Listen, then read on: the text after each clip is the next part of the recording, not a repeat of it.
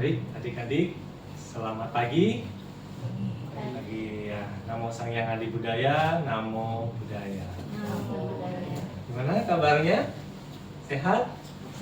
Sehat semua ya. Kalau nggak sehat kan nggak bisa datang ya. Mungkin di rumah sedang istirahat ya, atau di rumah sakit mungkin sedang dirawat inap ya, atau ya kalau sakit itu kita kerugian buat kita ya, nggak bisa melakukan aktivitas apapun, nggak bisa ke wihara ya. Jadi misalnya kita mengalami sakit ya yang sederhana lah, demam gitu ya, mau ke wihara juga nggak enak badan ya, mengganggu. Jadi aktivitas apapun kita nggak bisa lakukan ya. Pada pagi hari ini ya, Romo akan sampaikan ya berkaitan dengan ya, memasuki tahun yang baru ya, resolusi di tahun yang baru ya, tahun 2025. Jadi kita nggak terasa ya, tahun demi tahun berganti ya. Dari kita dulu mungkin masih kecil, sekarang sudah sebesar ini ya, sudah remaja. Sudah umur berapa hari sekarang? 14 ya. Ini sudah berapa? 15 ya. Ini berapa? Ya, malu menyebutnya. Jadi setiap tahun itu umur terus bertambah ya, umur terus bertambah. Apakah kita di dalam kebijaksanaan ya, kalau di dalam agama Buddha kan kita mengembangkan kebijaksanaan. Apakah kebijaksanaan kita semakin bertambah ya? Apakah kita sudah lebih baik dari tahun sebelumnya ya? Mungkin tahun yang lalu masih banyak kekurangan, kita berusaha perbaiki di tahun yang sekarang. Nanti tahun depan lagi akan lebih baik lagi. Jadi seperti itu. Jadi hidup itu semakin hari semakin maju ya, bukan semakin mundur. Itu tidak kita harapkan ya. Kalau kemunduran itu suatu kerugian bagi kita. Jadi misalnya dulu jarang ke wihara, sekarang mulai tekadkan diri kita ya, usahakan setiap minggu bisa datang ke wihara. Itu satu kemajuan. Ya, dulu mungkin kita bermalas-malasan ya, banyak menghabiskan waktu kita untuk hal-hal yang kurang penting. Apa itu hal-hal yang kurang penting? Gadget misalnya ya. Seringkali kan kita melakukan hal-hal yang tidak terlalu penting, tidak berguna untuk hidup kita ke depan. Kita mulai kurangi, boleh tetap gadget tetapi dikurangi ya. Dulu mungkin sampai seharian, sekarang dikurangi. Ya, ada waktu-waktu yang kita manfaatkan untuk hal-hal yang lebih berguna, lebih bermanfaat bagi kita ke depan. Nah, itu kita perlu tekadkan, baru bisa terjadi. Kalau kita nggak punya tekad, nggak punya perencanaan, nggak bisa terjadi. Hidup hanya akan mengikuti arus. Kemana dia bawa kita pergi. Arus apa? Kesenangan kita, keinginan kita. Ya, maunya ini, inginnya ini, lagi senangnya ini. Ikut aja. Tiap hari ya nggak akan ada kemajuan buat kita. Jadi kita harus punya tekad. Misalnya contoh ke wihara ya. Ke wihara itu kalau kita tidak punya tekad, males kita ke wihara. Males ke wihara. Di wihara juga nggak ada apa-apa gitu kan, nggak ada yang menarik misalnya. Nah kalau itu yang terjadi, cara berpikir kita akan mengalami rintangan, nggak akan ke wihara ya kan, jarang ke wihara atau nggak pernah ke wihara. Kenapa? Karena kita sudah belum apa-apa sudah berpikir, wihara tidak menarik ya, wihara tidak ada apa-apa. Nah, kalau sudah berpikir seperti itu kan tentu kita tidak ada semangat untuk ke wihara. Padahal kita ke wihara itu tujuannya apa? Berbuat kebaikan ya, membaca parita. Mungkin kita di rumah jarang baca parita. Di wihara setiap minggu baca parita ya, melantunkan ajaran Buddha. Itu sebuah kebaikan. Kedua, di rumah mungkin kita jarang meditasi. Di wihara hari Minggu ada meditasi, meskipun hanya 5 menit, 10 menit, 15 menit. Itu kan sudah sebuah kebaikan ya, dengan samadhi, menenangkan pikiran kita yang seringkali kacau, seringkali mengalami kecemasan, ketakutan, ya, ketidaktenangan, gelisah. Di wihara kita latihan meditasi sebentar ya.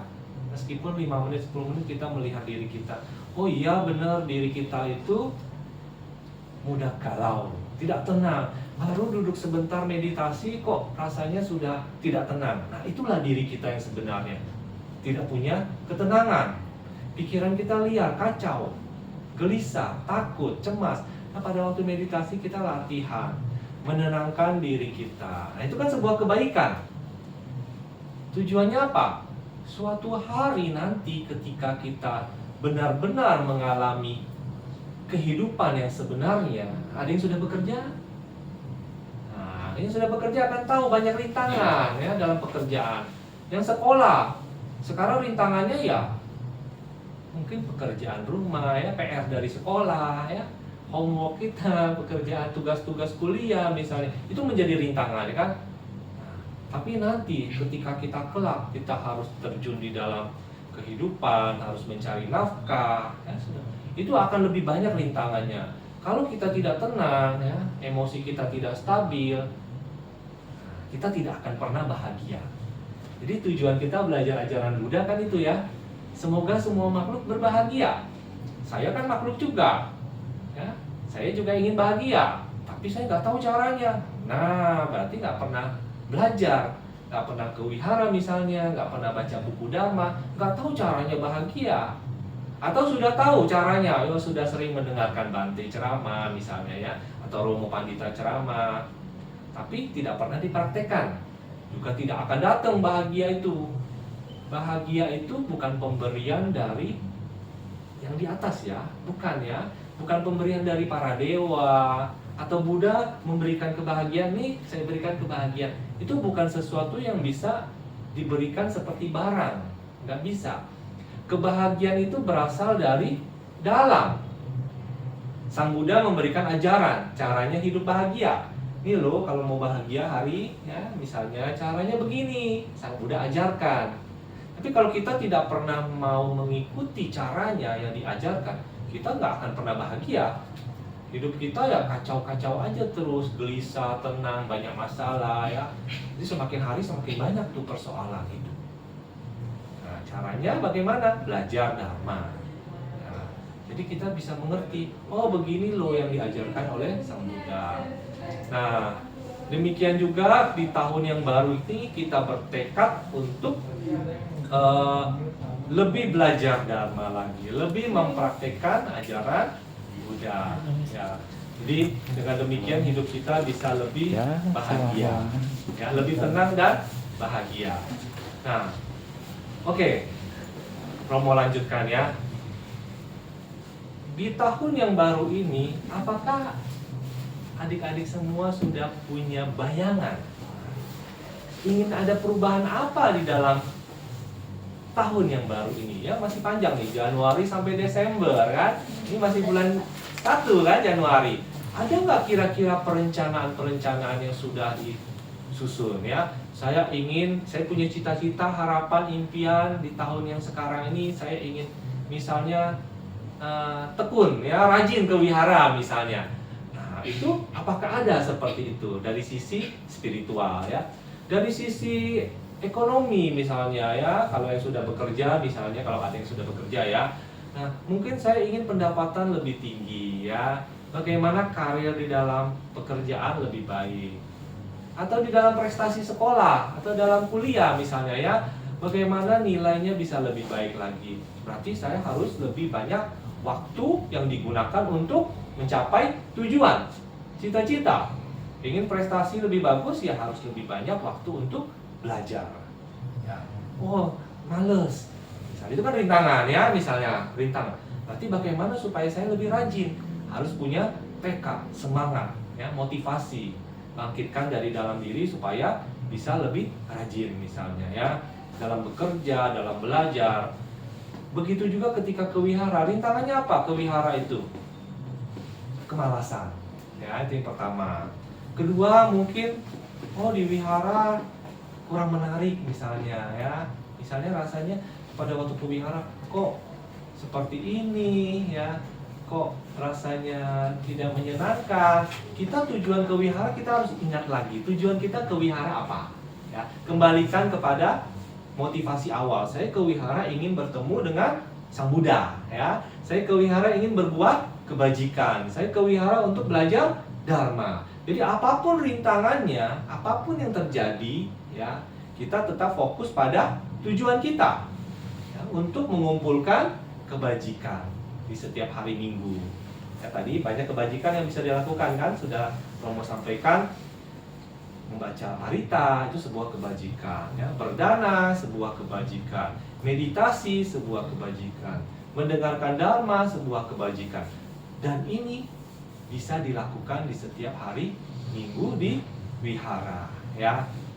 Jadi ini urusannya untuk urusan jangka panjang kehidupan kita yang akan datang.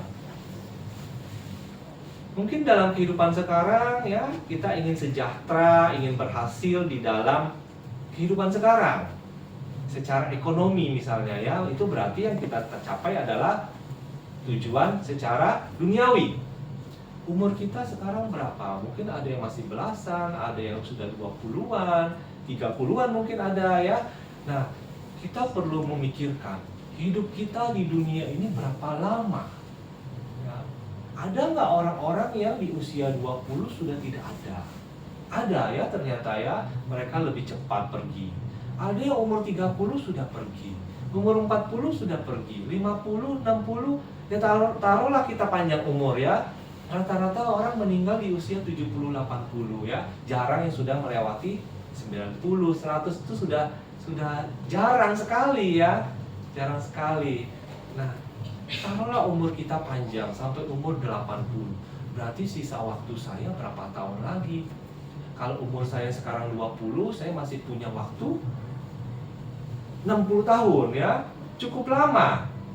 Tetapi banyak orang di usia 60 tahun ke atas itu sudah tidak bisa banyak beraktivitas, ya, dalam artian mau pergi-pergi juga sulit, ya, mau duduk meditasi juga sulit, ada rintangan tubuh, ya kan, sudah mulai menua itu, badan sudah mulai protes, kesehatan sudah mulai terganggu, ya, itu rata-rata umur 60 ke atas. Bahkan umur 40-50 sudah banyak yang punya gangguan kesehatan, ya. Jadi waktu kita nggak banyak. Taruhlah kita punya waktu 50 tahun, ya, sampai nanti menuju masa akhir. Berarti kita 50 tahun ini apa yang kita ingin terjadi dalam kehidupan kita? Kalau kita ingin sejahtera secara duniawi, ya, ingin jadi orang kaya misalnya, ya, ingin berhasil dalam ekonomi. Umur 20 saat ini mungkin ada yang masih sekolah, ya, mungkin umur 25 nanti bisa mulai bekerja misalnya. Berarti sisa waktunya nggak lama, ya, 25 masih punya waktu misalnya 50 tahun. 50 tahun ini kita gunakan untuk perencanaan bagaimana kita bisa berhasil, ya. Itu masih muda, ya. Kalau umur-umur segitu masih muda, masih punya banyak waktu, punya banyak kesempatan. Jangan sampai nanti sudah menginjak umur 50, 60 baru mikir, waduh, itu umur yang tersisa sudah sedikit, ya. Jadi kita tidak bisa mencapai cita-cita, ya, dalam waktu yang singkat. Jadi mumpung yang masih muda-muda ini punya banyak waktu, bisa merencanakan tuh. Oh, selama 10 tahun ke depan saya ingin mencapai karir sekian, ya. Cita-cita ini ingin saya capai. Prestasi sekolah yang ingin saya capai nanti misalnya sampai sekian, nanti melanjutkan perguruan tinggi misalnya di mana, ya. Nah, itu direncanakan. Itu semua bisa direncanakan. Nanti bekerja 10 tahun pertama mencari pengalaman, mengumpulkan karir di dalam pekerjaan, atau mungkin ada yang mau usaha. Nah, usaha pun kan harus punya modal, ya, nggak bisa langsung kecuali dapat modal dari orang tua, ya, atau dari bantuan yang lain. Itu lain cerita. Tapi banyak dari kita itu harus belajar, ya, belajar, harus memiliki ilmu untuk bisa berhasil. Nah, itu dari sisi duniawi. Sisi duniawi ini tidak kekal, ya. Kenapa Romo katakan tidak kekal? Di dalam kehidupan kita saat ini itu suka duka bisa datang silih berganti. Kadang-kadang apa yang kita cita-citakan, kita harapkan itu bisa terjadi, ternyata nggak terjadi. Ternyata tidak sesuai harapan. Ingin bekerja, ya, dapat gaji sekian, sudah tercapai gaji sekian, ya, tiba-tiba suatu hal terjadi. ada gangguan kesehatan, atau mungkin tiba-tiba karirnya turun ya, sehingga harus keluar dari pekerjaan. Nah, itu bisa terjadi. Mungkin perusahaan tempat kita bekerja bangkrut, itu bisa terjadi. Akhirnya kita terpaksa cari yang lain ya. Nah, itu bisa terjadi hal-hal seperti itu. Tidak kekal ya, hanya untuk kehidupan yang sekarang. Ibarat kita menabung ya, punya uang kita tabung. Nah, tabungan ini kan bukan sesuatu yang aman sebetulnya. Kalau kita pikir-pikir ya, dia bisa hilang, ditipu orang ya, hilang di online. Ah, ini ada yang menarik, ada keinginan, ingin cepat kaya, kita masukkan uang kita ke satu investasi. Ternyata investasi itu ilegal, tiba-tiba uang kita hilang. Itu bisa terjadi kan? Kalau kita tidak hati-hati. Awalnya dari mana? Keinginan, keserakahan kita, ingin cepat kaya ya. Hati-hati. Kalau kita tidak punya kebijaksanaan, uang kita pun bisa hilang karena hal-hal yang demikian. Atau ditipu orang ya, atau dicuri orang. Nah, itu bisa terjadi.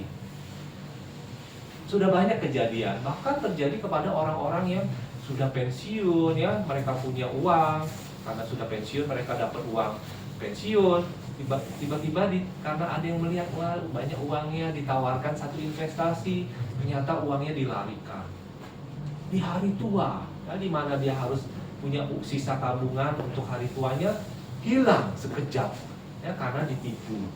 Nah, itu bisa terjadi kalau kita tidak punya kemampuan mengendalikan keinginan ya, tidak punya kemampuan mengatasi keserakahan ya, itu bisa terjadi. Makanya dikatakan keberhasilan secara duniawi itu tidak kekal, dia bisa hilang. Tetap kita harus kejar, tetapi kita harus berhati-hati, harus bijaksana, harus sadar bahwa itu pun bisa hilang ya. Kehati-hatian kita, kebijaksanaan kita dibutuhkan di sana. Kalau sampai itu terjadi, ya kita harus siap menerima kenyataan supaya hidup kita tetap bahagia. Ya, banyak orang loh di masa pandemi dulu mengalami kan, melewati masa pandemi. Tadinya hartanya berlimpah, tiba-tiba terjadi pandemi, satu goncangan, rintangan datang, ya. Banyak yang ekonominya hancur, ya, usahanya hilang, pekerjaannya hilang. Kalau mentalnya tidak siap, menderita, ya, menderita. Kita semua kan ingin bahagia, ya. Jadi mengejar kebahagiaan duniawi itu boleh, tetapi kita mesti tahu ada bahayanya. Jadi mengejar keinginan kebahagiaan duniawi, kita tetap perlu kejar itu. Kenapa? Untuk kebutuhan hidup kita. Kalau mau berkeluarga, punya anak nantinya, kan butuh biaya kan? Butuh uang. Nggak mungkin selamanya minta ke orang tua.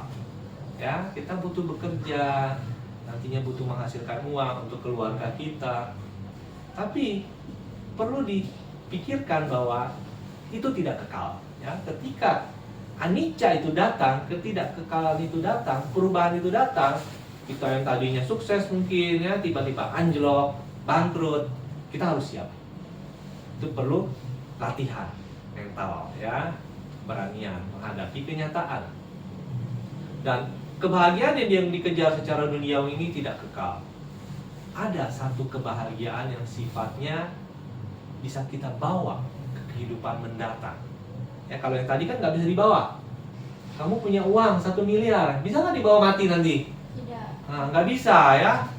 Sudah berupaya mengumpulkan uang sebanyak selama 40 tahun, 50 tahun. Ya, di hari tua, umur 70-an sudah punya uang 1 miliar. Irit-irit, hemat-hemat, pakai ya. Nanti mau dibawa mati gitu kan misalnya. Ternyata nggak bisa ya. Hanya bisa ditinggalkan sebagai warisan bagi anak cucu. Lalu apa yang bisa kita bawa ke kehidupan mendatang? Apa? Ada yang tahu? Karma baik, kebajikan. Kalau uangnya tadi digunakan untuk berbuat baik, membantu orang lain, berdana ke wihara misalnya ya, nah itu menjadi kebajikan. Kalau uang yang kita pakai untuk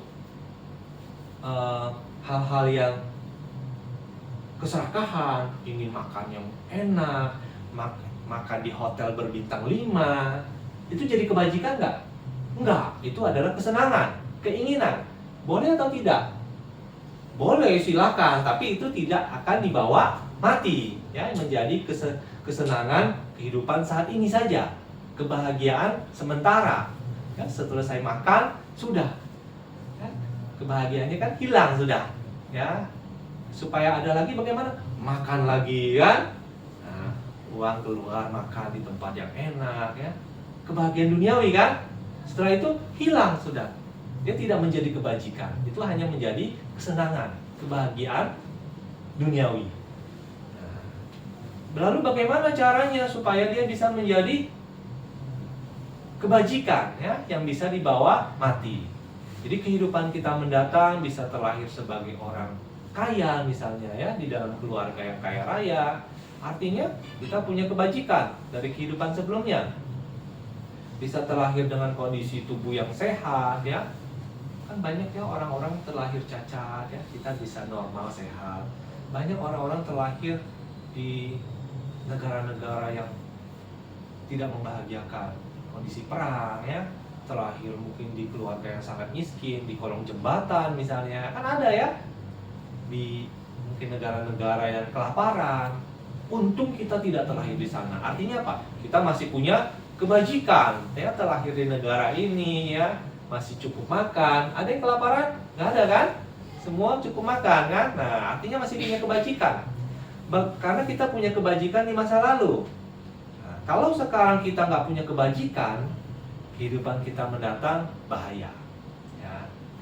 Kita bisa terlahir di tempat-tempat yang menderita. Nah, artinya kita perlu siapkan. Saat ini, kehidupan saat ini adalah dengan berbuat kebajikan. Ya, perbanyak kebajikan sesuai ajaran Buddha. Nah, ini yang bisa kita bawa ke kehidupan mendatang. Nah, contoh tadi, ke wihara, membaca parita, itu kebajikan. Itu kita bisa bawa ke kehidupan mendatang. Bermeditasi, menenangkan pikiran, ya. Pikiran-pikiran yang liar, kacau ditenangkan. Pikiran yang gelisah, cemas, takut ditenangkan pada waktu meditasi. Perhatikan napas, tenangkan pikiran, ya. Itu yang bisa kita bawa. Bahkan dalam kehidupan sekarang, ketika nanti menghadapi kematian yang datang, pikiran tidak tenang, kelahiran di alam rendah. Tapi kalau pikirannya bisa tenang, lahir kembali minimal sebagai manusia, ya, syukur-syukur di alam surga, alam dewa. Nah, itu bisa terjadi itu, ya.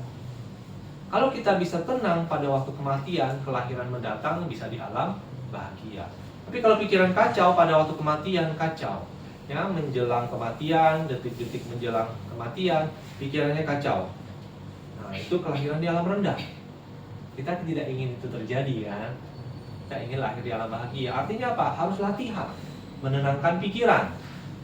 Ya, pikiran yang kacau, mudah cemas, takut, gelisah, pikirannya tidak tenang pokoknya. Terus dilatih melalui praktek samadhi, ya, meditasi. Ini yang bisa kita bawa. Berdana, ya, ini contoh tadi berdana, ya. Ini bisa kita bawa ke kehidupan mendatang. Kalau kita lakukan setiap minggu, ya, syukur-syukur setiap hari, ya.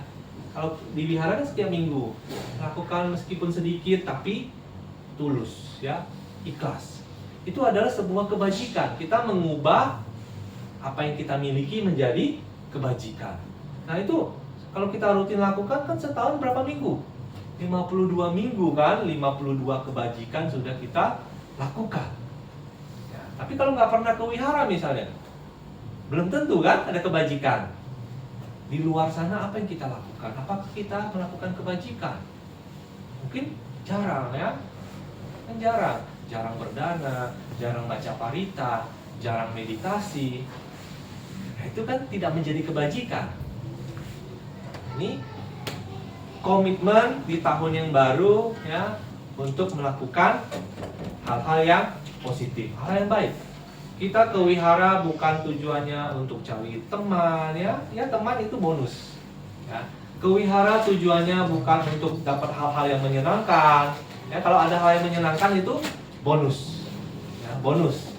Kewihara itu tujuannya apa? Untuk diri kita. Kita menghormati Sang Buddha, ya, membaca parita, bermeditasi. Gak ada teman, gak apa-apa. Ya. Kondisi tidak menyenangkan, ya, tidak menarik, gak apa-apa. Karena kita untuk diri kita sendiri. Ya, kalau mau mencari hiburan kan di luar sana sudah banyak, ke mall, jalan-jalan, itu hiburan kan? Jangan cari di wihara, ya belum tentu dapat. Mau cari teman di sekolah, ya di pergaulan, di komunitas, itu sudah banyak teman. Ya kalau cari teman di wihara belum tentu, ya, belum tentu ada teman yang menyenangkan. Kadang-kadang malah menyebalkan gitu ya. Kadang-kadang kita ke wihara malah dicuekin, kan bisa juga terjadi ya gitu kan. Nah itu jangan jadikan itu tujuan. Kalau jadikan itu tujuan, diri kita tidak akan pernah berkembang. Diri kita tidak akan pernah berhasil, tidak akan pernah bahagia. Itu yang sangat penting. Jadi saya ke wihara tujuannya untuk diri saya sendiri supaya semakin maju di dalam spiritual, maju di dalam dharma. Saya ke wihara untuk berbuat kebajikan, baca parita, ya, menghormat kepada Sang Buddha, ya, berdana, mendengarkan dharma, itu banyak kebajikan yang kita lakukan. Ya, jadi tekadkan diri kita semakin maju di dalam dharma, ya, berbuat kebajikan setiap hari Minggu. Nah itu baru bisa menjadi kebajikan. Tapi kalau misalnya hari Minggu, kan banyak ya orang hari Minggu masih bisa hari biasa udah sekolah, udah kuliah, beraktivitas, bekerja. Hari Minggu kan waktunya istirahat. Nah tidak menjadi kebajikan. Tidak menjadi kebajikan, tidak punya tabungan kebajikan. Atau misalnya ya mendingan jalan-jalan lah ya, ke mall, cari kesenangan, hiburan kan. Itu tadi Romo sampaikan tidak menjadi kebajikan. Mau makan enak silakan ya, tapi itu tidak menjadi kebajikan kan.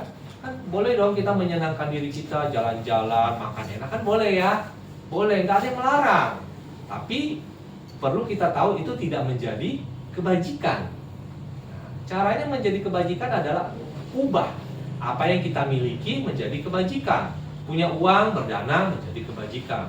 Punya tenaga datang ke wihara ya membantu kebersihan wihara itu pun sudah menjadi kebajikan. Punya pikiran ya yang kita punya pikiran ide-ide di wihara ya mungkin yang lain diem-dieman kita ya beramah-tamah ya mungkin ada teman kita nggak kenal kita sambut, kenalan, itu kan juga sebuah kebajikan ya. Yang tadinya ada yang mungkin merasa oh tidak diperhatikan, nah kita bisa berbagi perhatian, itu kebajikan loh ya. Ada teman sedang mungkin kesulitan ya, teman sedang galau, kita datang ya ngobrol-ngobrol, itu sebuah kebajikan ya, mendapat nasihat ya, mendapat masukan yang baik, itu sebuah kebajikan. Jadi itu yang bisa kita lakukan di wihara. Nah, perlu Romo sampaikan di tahun yang baru bagaimana cara meningkatkan spiritualitas kita ya. Di dalam kitab suci ada sutta ya yang mengatur tentang kehidupan bagi perumah tangga. Jadi bukan untuk para biku ya, bukan untuk para biku-bikuni, biku-bikuni. Jadi ada sutta di dalam Sigalo-wada Sutta. Pernah dengar sutta ini? Tiga Nikaya ya. Di dalam kitab suci Tipitaka ada bagian Sutta Pitaka, ada Tiga Nikaya, dan Sigalo-wada Sutta kita diajarkan untuk bagaimana kehidupan sebagai perumah tangga, bukan sebagai sangga ya, bukan sebagai biku-bikuni. Bagaimana kita harus bersikap sebagai perumah tangga. Dikisahkan pada waktu itu ada seorang pemuda bernama Sigala, dia memuja 6 arah, 4 arah mata angin, timur, barat, utara, selatan, lalu dia menghormat atas dan menghormat ke bawah. Sang Buddha datang ya pada waktu Pindapata. Dia bertanya kepada pemuda Sigala ini, apa yang kamu lakukan? Kenapa kamu memuja 6 arah itu? Dia nggak ngerti. Dia bilang, pemuda ini bilang, ini kan tradisi keluarga aja ya. Orang tua saya sebelum meninggal dia berpesan kepada saya untuk memuja 6 arah. Timur, barat, utara, selatan, atas dan bawah. Dia nggak paham. Nah, kemudian Sang Buddha menjelaskan, 6 arah itu ada loh maksudnya ya. ketika kita menghormat arah timur sebagai contoh, artinya kita menghormat kepada orang tua. Arah barat misalnya, menghormat kepada keluarga, istri dan anak kita ya, kalau yang sudah berkeluarga. Arah atas ya, menghormat kepada para pertapa, brahmana ya, para biku-bikuni, ya, tokoh-tokoh agama, guru ya. Arah selatan menghormat kepada bawahan kita ya, mungkin nanti kita punya pekerja ya, punya bawahan.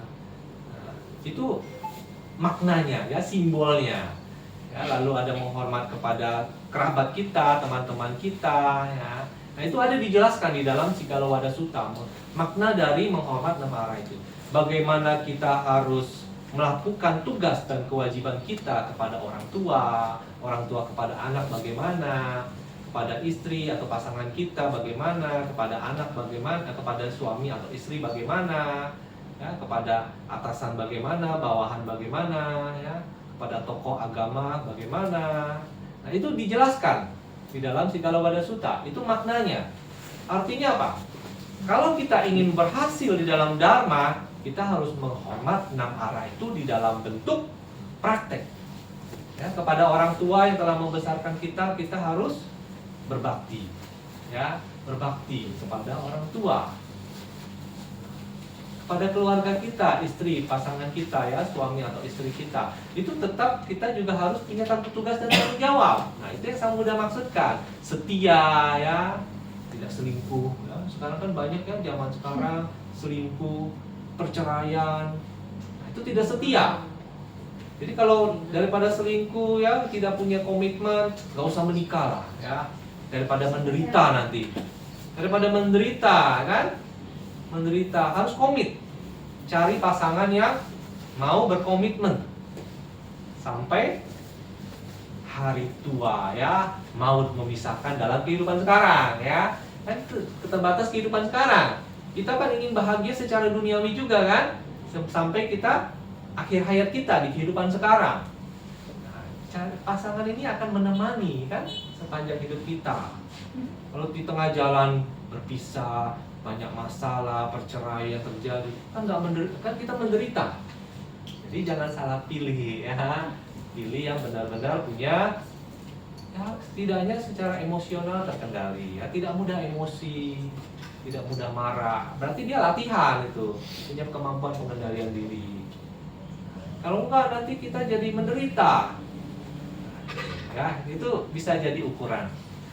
Pada orang tua ya, kita berbakti kepada orang tua. Kalau orang tua kita susah, kita sudah bekerja, bantu orang tua ya, bantu orang tua kita, kebutuhan mendasarnya, paling nggak makan ya, tempat tinggal itu perlu dibantu. Itu cara berbakti kepada orang tua. Orang tua nggak pernah ke wihara, ajak ke wihara ya, supaya dia mengenal Dharma, supaya hidupnya bisa tenang, bisa bahagia. Kita pun demikian, praktek supaya hidup kita bisa tenang, bisa bahagia. Kalau kita sepanjang hidup ini tidak tenang, tidak bahagia, untuk apa kita hidup? Ya, tidak tenang, tidak bahagia. Banyak loh orang memilih jalan pintas karena ada masalah, dia tidak tahu cara menyelesaikan masalah, dia cari jalan pintas. Apa itu jalan pintas? Bunuh diri. Dia nggak tahu kalau bunuh diri ini bukan akhir segalanya. Kan di dalam ajaran Buddha, Sang Buddha mengajarkan, ketika seseorang meninggal dengan cara jalan pintas seperti itu, karena ketidakmampuan dia menghadapi kehidupan, dia akan lebih menderita di kehidupan mendatang. Kenapa? Terlahirnya bukan di alam manusia, dia dapat terlahir di alam peta, alam hantu kelaparan ya. Sudah kelaparan, kesepian lagi di sana. Pernah ngalamin itu? Kesepian. Pernah? Di kehidupan sekarang sudah kesepian, nggak ada teman, kelaparan lagi, nggak ada makanan. Nah itu yang dialami oleh para hantu di alam peta. Kita bisa terlahir di sana kalau kita mengakhiri kehidupan kita pakai jalan pintas. Itu Sang Buddha ajarkan ya. Hati-hati di alam bawah itu. Karena kita tidak mampu menghadapi persoalan hidup, masalah, akhirnya cari jalan pintas. bahaya, ya, bahaya di sana. Jadi bagaimana kita harus punya keberanian menghadapi kehidupan. Kalau ada masalah, ya, harus tahu caranya mengatasi masalah. Kalau nggak pernah belajar, berlatih dharma kan nggak tahu caranya. Ketika ada masalah, akhirnya menderita, ya, nggak tenang hidupnya. Ya, tujuan kita belajar dalam Buddha, tenang dan bahagia. Nanti kita tekadkan di tahun yang baru ini, saya ingin belajar ajaran Buddha supaya saya hidupnya bisa tenang dan bahagia. Belajar caranya. Harus punya semangat di dalam dharma, ya.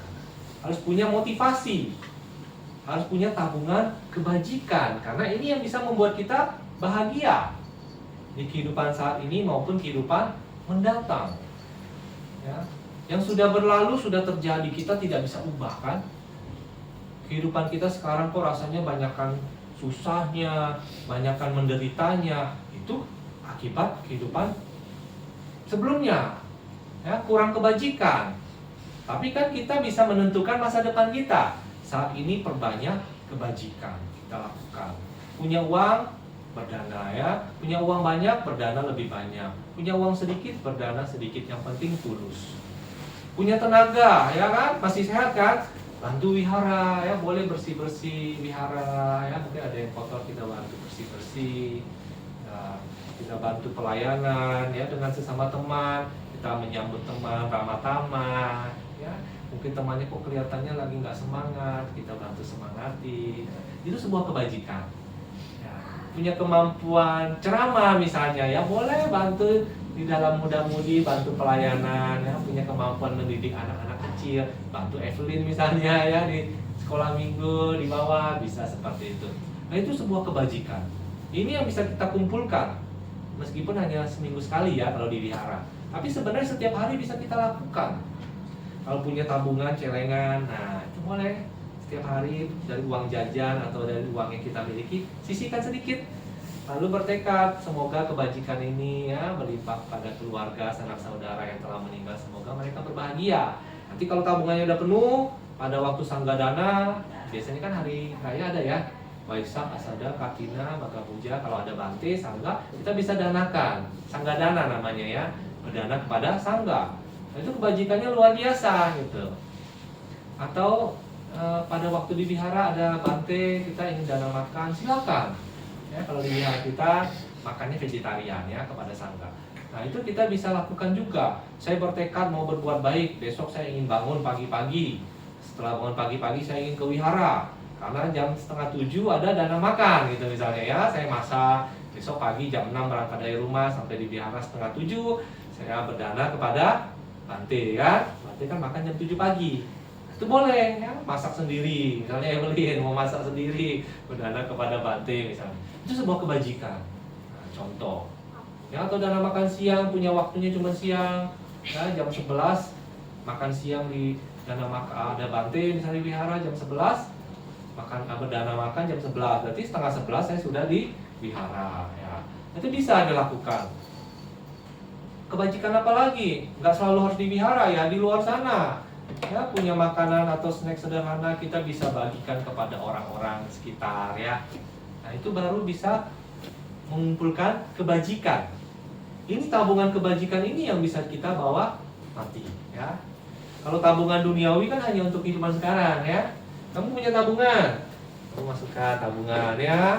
Kamu punya rekening di bank, nah, kamu setor, ya, dari bekerja kamu setor sana. Itu untuk kehidupan sekarang. Nggak bisa dibawa mati, kan? Tadi, ya, punya uang 1 M misalnya nggak bisa dibawa mati. Hanya bisa dibawa mati kalau diubah menjadi kebajikan, ya. Punya uang banyak bisa berbuat kebajikan lebih banyak lagi, gitu kan. Ya, punya uang sedikit, ya, berbuat sesuai kemampuan. Nah, itu jadikan itu kebajikan. Oke, mungkin itu saja, ya, biar nggak terlalu panjang. Yang penting mengenal, ya. Yang penting termotivasi untuk tetap semangat, punya perencanaan hidup di tahun yang baru ini, tahun 2025, ya. Ingin hidup lebih baik, kan, setiap tahun, semakin maju di dalam dharma. Oke, itu saja. Namo Sang Hyang Adi Budaya. Namo Buddhaya. Namo Buddhaya. Ya, ya.